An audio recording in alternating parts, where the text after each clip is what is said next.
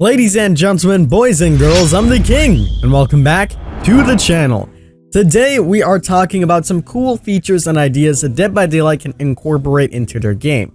We've made a video like this in the past talking about some cool ideas, and since then, a lot of things have changed, and some of those things have even come on into the game, so we're going to revisit this list, talk about these things, and break it down for you guys. Before we jump on into this video, as you guys know, we are currently on our partner push. We are at day 11 on Twitch. We're currently doing a rank 20 to rank 1 stream. So if you guys are interested and curious about that, the link will be on screen and in the description down below. You guys are free to come out, show some support. It will mean the world to me. You guys have been killing it with the support lately. So thank you guys so much for helping out.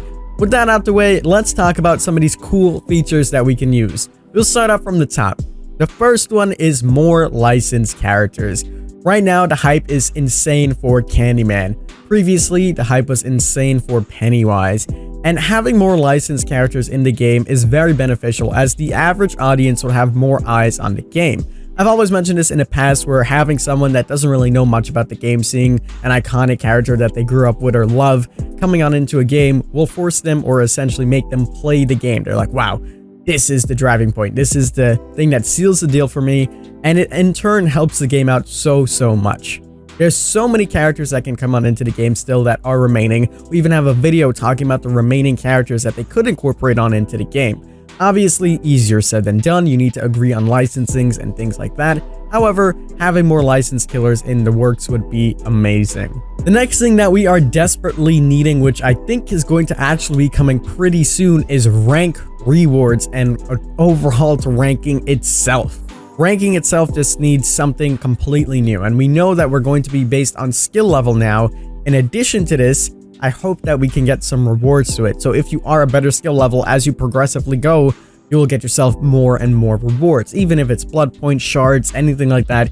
Something, an incentive to actually be better in the game, so people would actually try to their best rather than just beaming around and doing whatever. Of course, you still can if you want, but if you do buckle down and really try, and both sides really try, you can go ahead and get some rewards. This can also introduce something we spoke about in a podcast a very long time ago, a reward shop. Every time you rank up, you progressively get a new currency. You can then use this currency every season to buy exclusive items that's in the shop for those specific ranks. So for example, obviously we won't have ranks, we'll have something else, but let's say you were rank 1. And for rank 1, there are 5 exclusive cosmetics, and out of those 5, you can pick 1. However, if you are rank 5, you wouldn't be able to touch any of these rank 1 cosmetics. Something like that just to drive more incentive. Even if it's something as small as a charm, would be really awesome to have in the game.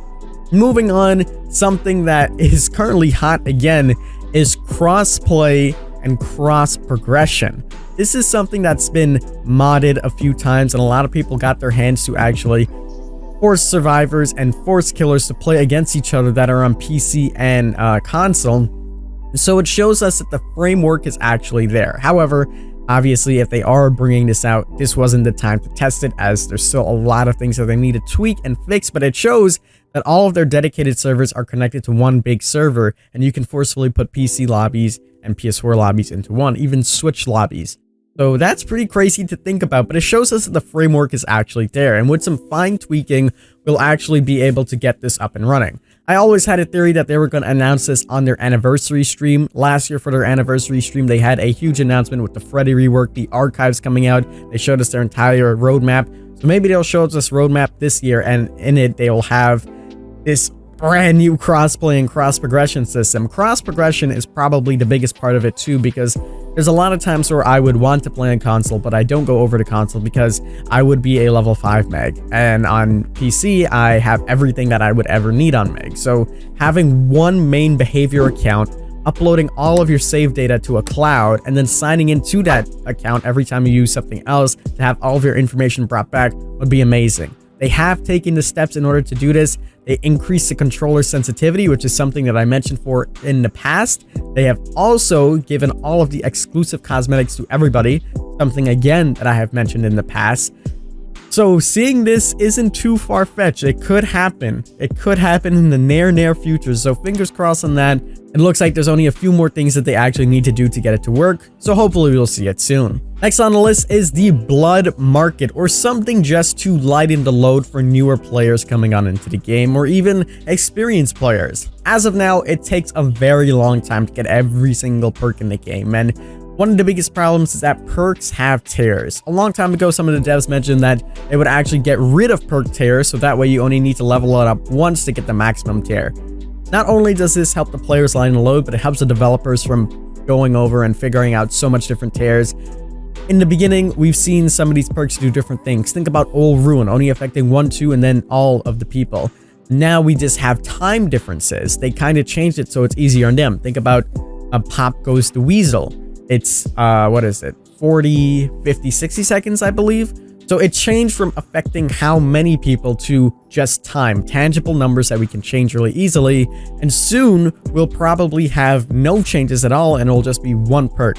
Not only will this help the developers in creating perks, we could even see more perks coming on into the game, but it also lighten the load on newer players and players that are just playing casually, so they can get themselves all of these beautiful perks, as there's so much perks. In addition to talking about perks, some of the older perks desperately need a rework.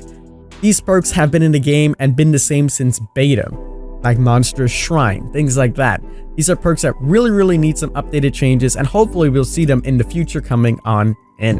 Moreover, I would love to have some statistics in DBD, not statistics talking about like how good you are compared to everybody else, because people would, you know, go insane for stats like that, but just stats on your overall gameplay. There's already third-party sites that allow you to check some of these stats by tracking your achievements, but it would be nice to have an official statistic roster. The only issue with this is that we never had our stats tracked since day one.